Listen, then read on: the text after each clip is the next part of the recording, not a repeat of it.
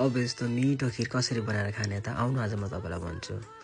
हुन त मलाई गुलियो कुरा र मिठो बोल्ने मान्छेदेखि 10 कोस टाढा बस्न मन लाग्छ। त्यही पनि आज जिब्रोको कारणले मैले खिर बनाउन बाध्य भएँ। सो गाइस सुरुमा चाहिँ हामीले घिउमा चामललाई यसरी भुटेर 2 लिटर दुध हालिदिनुपर्छ र दुध हाल्नमा चाहिँ कन्जुसाइ गर्नु हुँदैन है गाइस एकदम पनि, किनकि खाने भनेपछि एकदम मजाले खानुपर्छ। अनि त्यसलाई लो हिटमा यसरी पकाइदिनुपर्छ र लो हिटमा पकाउँदै दुध र चामलको रेसियो चाहिँ मिसेर यतिको हुन्छ। त्यसपछि हामीले स्वादअनुसारको चिनी हालिदिनु पर्ने हुन्छ।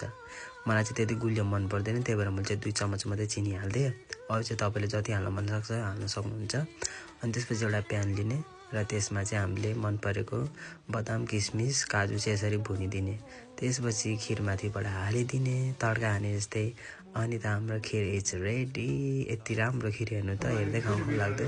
सो गाइस तपाईँलाई पनि मैले यस्तो बनाएर खानु मन लाग्छ भने स्मल नेपाललाई सम्झिनुहोस् र आजै अर्डर गर्नुहोस्। So thanks for watching.